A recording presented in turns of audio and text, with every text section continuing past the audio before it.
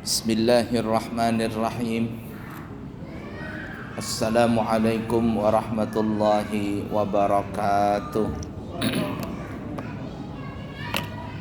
Alhamdulillahi rabbil alamin.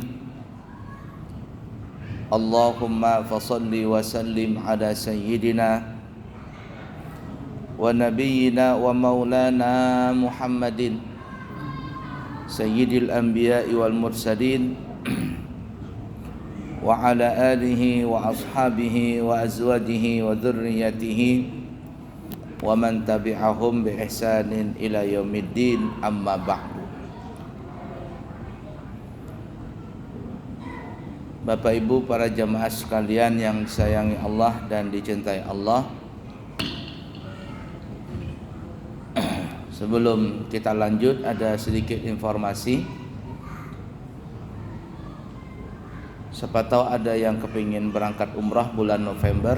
Ini masih ada 2 jamaah lagi yang kurang. Kita buka layanan umrah selama 12 hari. Insya Allah kita melaksanakan umrah sebanyak 5 kali dalam 12 hari itu. Harganya 32 juta. Jadi siapa tahu ada yang kepingin berumrah tanggal 30 November 2023, maka segera mendaftar karena waktunya sempit. Kita masih ada perlu 2 orang lagi ya. Yang kosong masih ada 2 orang. Kemudian siapa tahu ada yang kepingin berangkat haji tahun 2024, kita buka harga dengan 2 harga. Yang pertama harga 185 juta. Itu hotelnya bintang 3. Hotel bintang 3 185 juta selama perjalanan 30 hari. Yang kedua harga 195 juta. Hotelnya bintang 5 di pelataran masjid. Harganya 195 juta selama 30 hari juga perjalanannya. Nah, siapa tahu ada yang kepingin berhaji, haji furada, langsung berangkat tahun 2024, maka bisa segera mendaftar. Baik, kita lanjutkan pelajaran kita dalam kitab Nasaihul Ibad yang dikarang oleh Al-Imam Syekh Nawawi Al-Bantani, syarah daripada kitab Al-Munabbihat 'alal Isti'dad Liyaumil Ma'ad, karangan daripada Al-Imam Ibnu Hajar Al-Asqalani.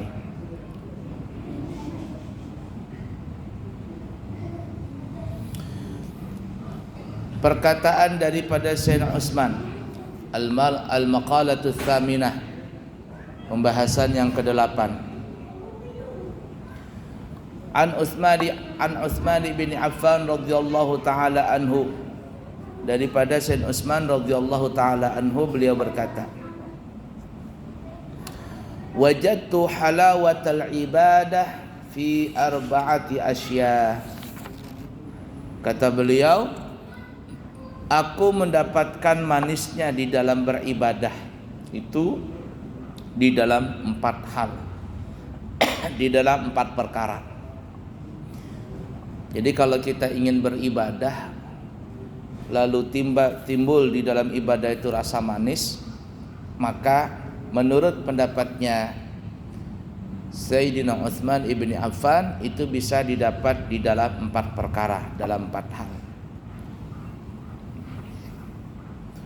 Sungguh di dalam beribadah itu kalau pertama-tama itu harus dipaksa. Kita kalau beribadah itu mesti dipaksa pertama kali.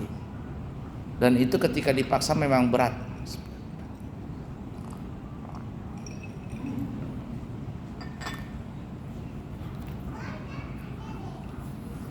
Apalagi dulu memang kita memang tidak pernah ibadah atau memang malas ibadah. Lalu kita berguru dengan seorang guru, atau mungkin kita masuk pesantren.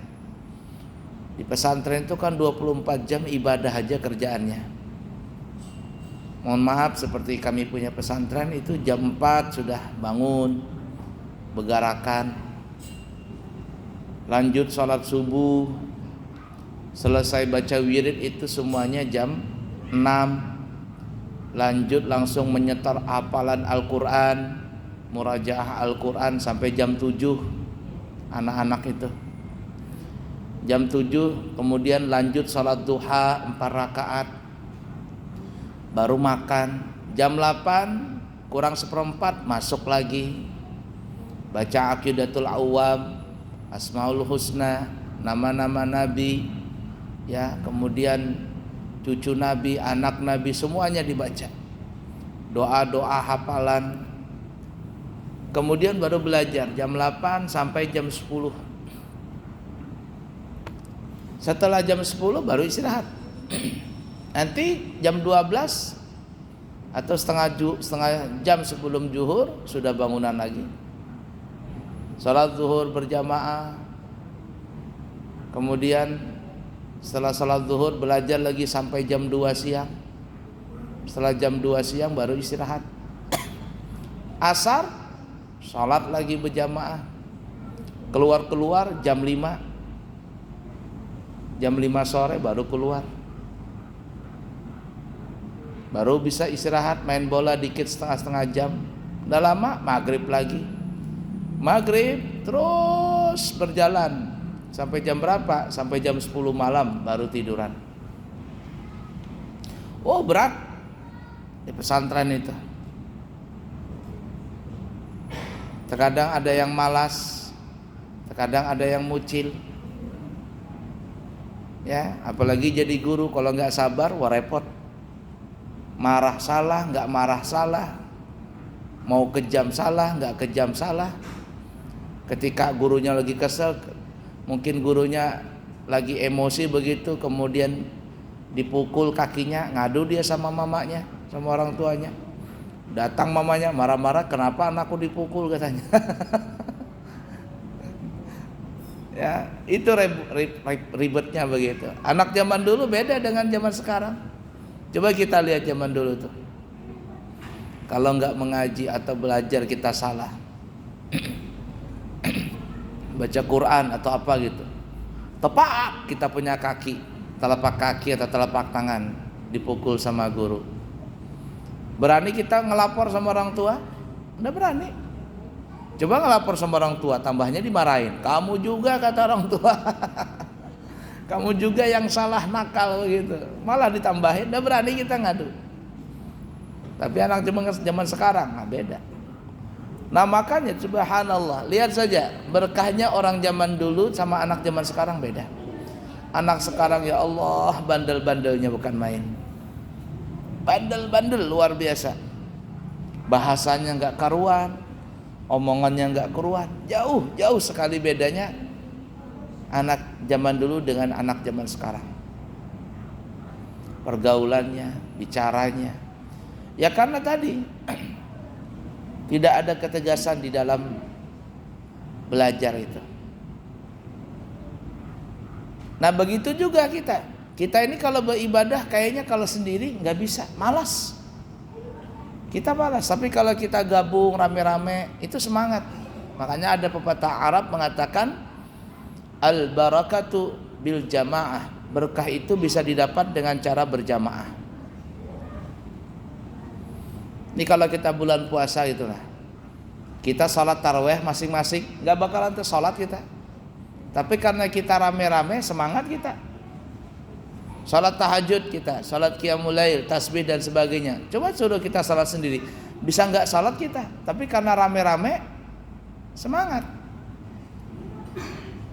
Nah itu dikatakan kata orang saleh, orang belajar ibadah itu pertama terpaksa, paksa dulu, terpaksa baca itu paksa,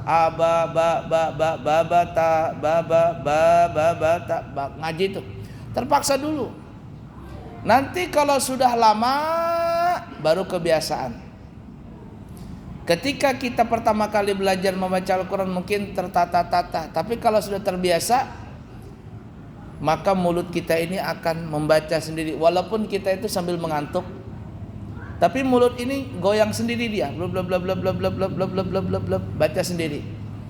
Kita mungkin sambil mengerjakan yang lain, tapi mulut kita ini nggak berhenti, ikut dia bacaan. Ini bapak-bapak yang rajin baca Yasin itu, mama. Mungkin dia sambil menyediakan makanan atau menyediakan minuman, tapi mulutnya dia baca Yasin, Yasin wal Qur'anil Hakim innaka laminal mursalin, sama rame-rame baca. Kenapa? Karena sudah terbiasa tadi.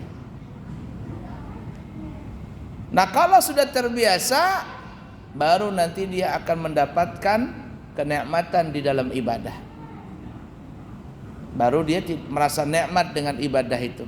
Kalau dia meninggalkan ibadah itu rasanya kayak ada seperti ibarat kata sayur kurang garam. Ini bapak-bapak ini yang rajin salat berjamaah. Kalau bapak nggak salat jamaah, apa rasanya? Sekali aja rasanya nggak salat jamaah, aduh, rasanya itu menyesal. Rasanya itu sayur nggak ada garamnya, bukan kurang garam, nggak ada garamnya sama sekali.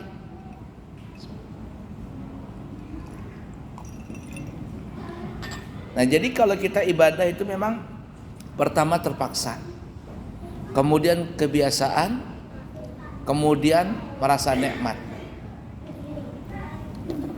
Nah, nikmat itulah yang dikatakan halawatun fil ibadah. Manisnya di dalam beribadah. Nah, Sayyidina Utsman ibn Affan radhiyallahu taala anhu mengatakan bahwa aku, menurut beliau, mendapatkan manisnya di dalam ibadah itu di dalam 4 hal, dalam 4 perkara. Yang pertama, awwaluha fi ada'i faraidillah. Aku mendapatkan manisnya dalam ibadah itu adalah ketika menunaikan kewajiban-kewajiban yang diwajibkan atau difardukan oleh Allah. Aku bisa mendapatkan nikmat manisnya iman itu dalam mengerjakan ibadah yang wajib.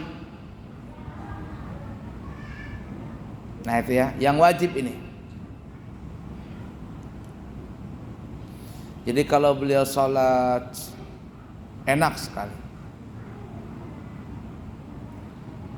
Nah, kalau yang wajib saja itu terasa nikmat, apalagi yang sunnah itu. Nah, kalau yang wajib saja sudah terasa nikmat, maka bagaimana dengan yang sunnah? Cuman ya tadi, kalau orang beribadah tadi, pertamanya itu terpaksa, lama-lama terbiasa, lama-lama nikmat, ya enggak? Pertama berat, lambat laun ringan, lambat laun senang, ya kayak pengantin baru juga gitu. Nah, gimana pengantin baru kan ya, pertama ya gitu, lambat laun nikmat, tambah nikmat kan gitu. Ala kulli hal, ya Allah, la ilaha illallah.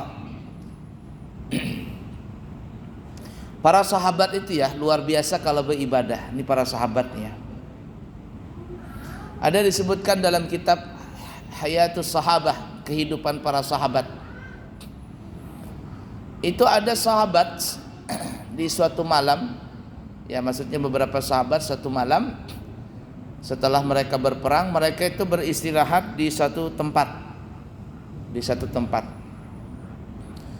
Kemudian mereka ini membagi tugas supaya jangan beristirahat semua. Jadi bagi tugas, ya mungkin sip-sipan begitu kan ya. Jadi di malam hari itu sebagian para sahabat tidur, tapi sebagian ada yang jaga. Nah, ditugaskan pada malam itu berdua menjaga, tapi jaganya itu di atas lereng gunung, bukit, di atas bukit. Jadi sahabat yang lain tidur bikin kemah di bawah bukit, yang 2 orang ini di atas bukit. Nah, sudah ada perjanjian kalau seandainya ada tanda-tanda mencurigakan, maka yang di atas ini melemparkan panah berapi ke bawah. Karena kan kalau di atas itu mudah tuh memantau kalau ada pergerakan musuh datang malam-malam. ketahuan dari atas. Jadi kalau ada yang mencurigakan, tinggal menyalakan api, ya, kemudian disangkutkan di panah, lalu dilemparkan ke bawah. Ringkas kata, dua sahabat ini ditugaskan untuk jaga malam pada saat itu. Lalu mereka sudah menjaga, sudah memeriksa, sudah mengontrol, sudah berputar-putar, merasa aman kalau lokasi. Maka akhirnya yang berdua sahabat yang jaga malam ini, mereka berkata, coba kita jangan dua-duanya berjaga, salah satunya tidur, mungkin tidur ya mungkin setengah jam, nanti kita gantian tidurnya. Kalau kita semuanya menjaga, nanti kalau nggak, siapa tahu ngantuk dua-duanya. Sudah katanya. Nah, kemudian yang satu ini istirahat tidur, sudah meriksa aman tidur. Yang satu nggak tidur. Nah, supaya tidak mengantuk, yang satu ini sholat, melaksanakan sholat. Ketika sahabat yang sedang sholat ini berdiri, itu ya sholat, lalu tiba-tiba ada musuh menyelinap dari belakang bukit. Musuh ini agak khawatir. Di sampingnya tidur, ada orang tidur, tapi di sampingnya ini ada orang berdiri. Lalu musuh ini, satu orang saja musuhnya, dia ambil panah ini. Musuh tadi ngambil panah, dipanahlah orang yang sholat tadi. Trak, nancap itu panah di punggungnya dia. Dung. Tapi yang anehnya, sahabat ini nggak jatuh, nggak sakit, dia merasa biasa saja. Musuh ini heran, kenapa nggak mati, nggak jatuh ini, nggak roboh orangnya. Dan dia nggak tahu bahwa sahabat ini lagi sholat.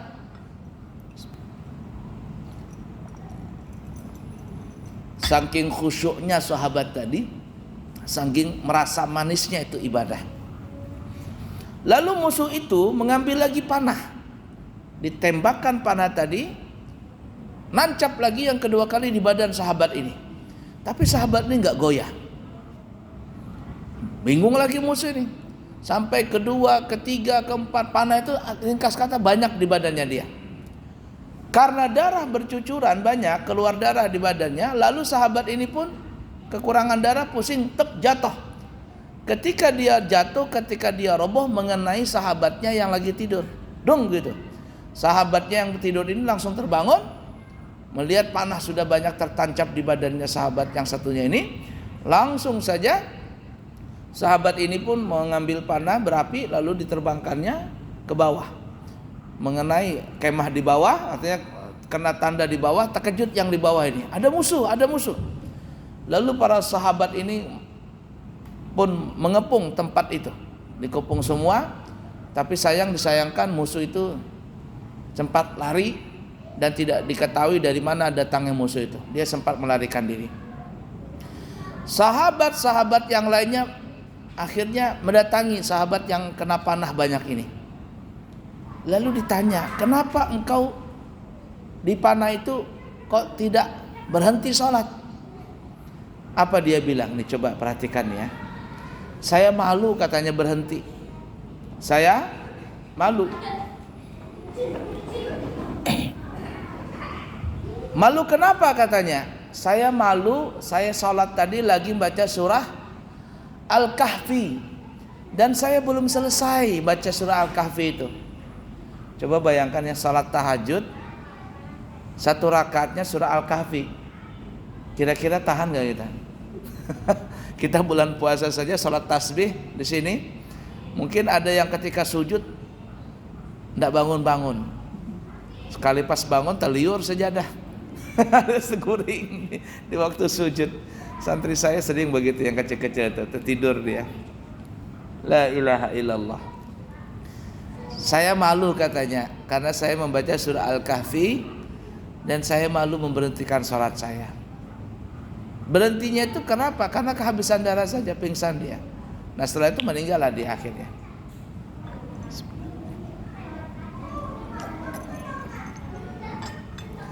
Itulah kata Sayyidina Umar, menurut beliau, aku mendapatkan manisnya ibadah itu di kewajiban di yang wajib-wajib dari perintah Allah. Kalau yang wajib saja dia merasa nikmat, apalagi yang sunnah. Apalagi yang sunnah. Yang wajib ini bukan hanya salat, tapi semua ibadah perintah Allah yang wajib, maka dia akan senang merasanya. Itu kata Sayyidina Utsman ibn Affan radhiyallahu taala anhu. Wa kemudian watsani, dan yang kedua, fijtinabi maharimillah, aku mendapatkan manisnya ibadah adalah pada saat aku meninggalkan larangan Allah. Pada saat meninggalkan larangan Allah.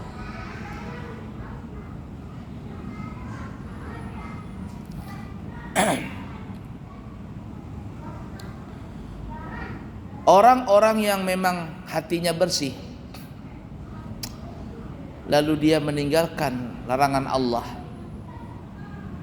Tapi namanya manusia ya, namanya manusia. Mungkin suatu saat namanya manusia dia bisa mengerjakan maksiat. Pada saat dia mengerjakan maksiat itu, maka setelah dia mengerjakan maksiat itu, dia taubatnya itu luar biasa. Menangis sejadi-jadinya dan tidak akan mengulangi lagi. Orang yang seperti itu biasanya karena dia sudah mendapatkan rasa manis di dalam beribadah kepada Allah dan meninggalkan larangan Allah. Tapi bagi orang yang tidak ada mendapatkan kemanisan dalam ibadah, ketika dia mengerjakan maksiat itu, dia seperti biasa-biasa saja, bahkan bisa dikatakan bangga dengan maksiatnya itu. Dan itu banyak sekali terjadi. Nah, para ulama kita mengajarkan kalau seandainya ada di antara kita yang merasa merasa senang atau sekurang-kurangnya merasa tidak ada efek di dalam hatinya dari melakukan maksiat. Jadi tidak ada rasa sedih, tidak ada rasa biasa-biasa saja, apalagi merasa senang dalam melakukan maksiat. Maka caranya supaya menghilangkan di hati tadi untuk melakukan maksiat, bahkan kata ulama bisa dia akan merasa jijik dengan maksiat itu, adalah caranya yaitu dengan minum sebanyak 3 kali nafas. Setiap kali minum dia baca bismillah, lalu berhenti pertama dengan membaca hamdalah. Lalu dia minum lagi yang kedua membaca bismillah, lalu berhenti lagi yang kedua membaca hamdalah. Lalu dia meminum yang ketiga dimulai dengan baca bismillah dan diakhiri yang ketiga dengan baca hamdalah. Ini kalau diamalkan kata ulama-ulama kita, seperti pendapatnya Syekh Sya'rawi Al-Mutawalli, ahli tafsir di Kairo, Mesir, Habib Umar bin Hafid, guru kami juga begitu. Dan ulama-ulama banyak ini yang mengajarkan demikian. Siapa yang mengamalkan minum dengan cara seperti itu, maka Allah akan cabut dari hatinya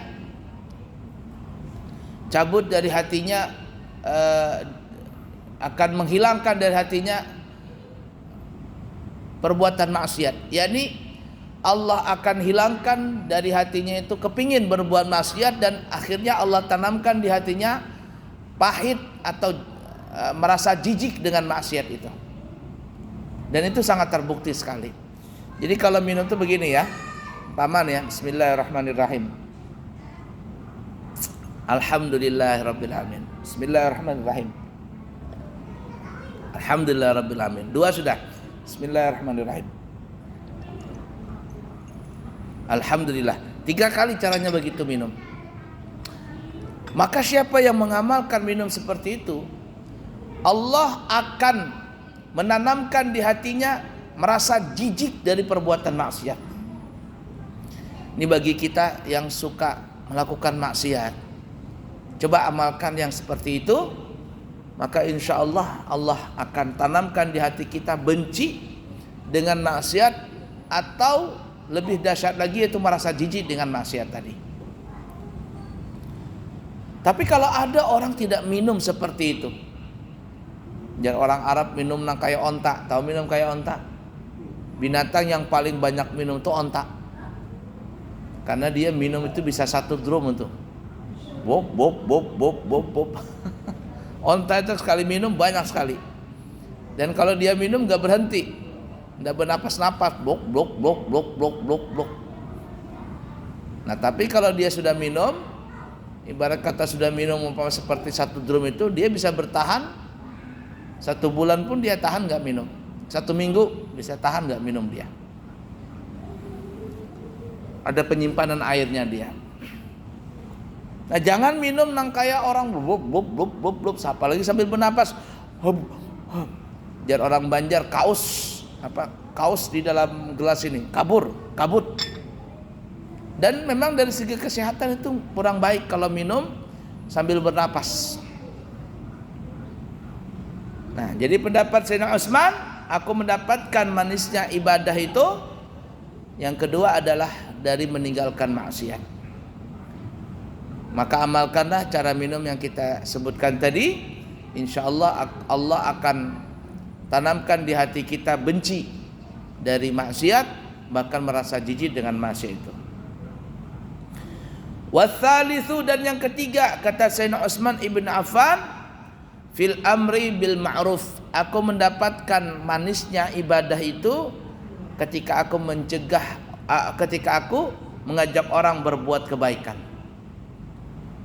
Ya, itu kalau mohon maaf ya, bubuhan jamaah tabligh itu nah.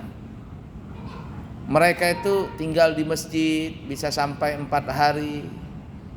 Ya, kemudian 4 minggu, 4 bulan, ujung-ujungnya sampai 4 tahun. Kenapa mereka seperti itu? Terkadang mereka bawa istri, bawa anaknya berdakwah itu. Kita pikirin mereka tuh kerja apa enggak sih? Makanya mungkin di sini kalau ada jemaat tabligh, sebagian orang merasa risih, bahkan sebagian masjid ada menolak itu. Jangan tinggal di masjid, itu nanti ngotorin masjid. Padahal mereka kalau datang ke masjid, mereka tuh bersih-bersih. Saya punya murid banyak jemaat tabligh gitu. Jadi bawa kompor, bawa apa, tapi jangan khawatir, masjid kita tuh gak bakalan kotor. Bahkan ketika nanti sudah selesai mereka dakwah 4 hari umpama, mereka itu ngasih uang ke masjid.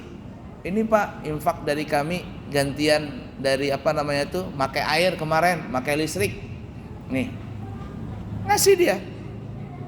Jadi ibarat kata seperti itu. Lah kita ini tiap hari ke masjid, buang hajat di masjid, semuanya di masjid. Bahkan jualan depan masjid, kemudian habis air cuciannya ngambil air di masjid, sholat kagak. Infak ke masjid gak pernah. Itu yang anehnya gitu.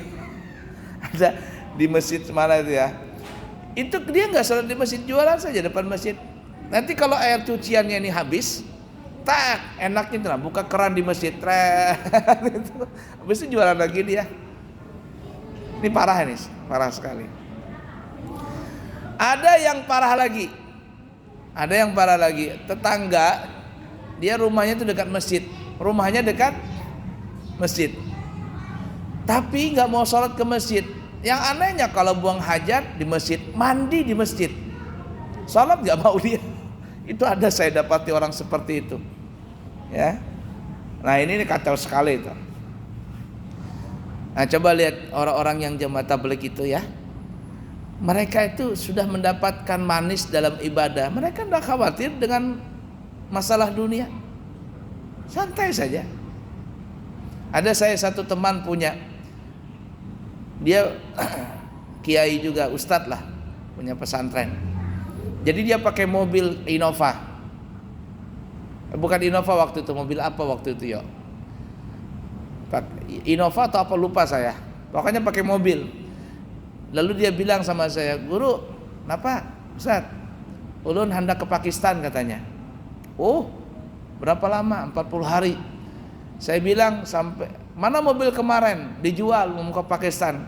Kata saya, kamu pulang, sampean pulang nanti pakai CRV itu. Pulang dia dari Pakistan, CRV dia punya.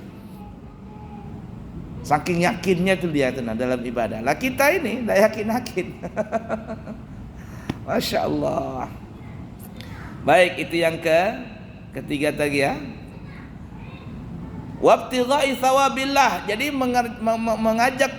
mengajak orang untuk berbuat baik untuk mengharap pahala Allah. Jadi karena Allah Ta'ala, bukan karena yang lain. Karena ada orang ngajak kebaikan tapi supaya tenar.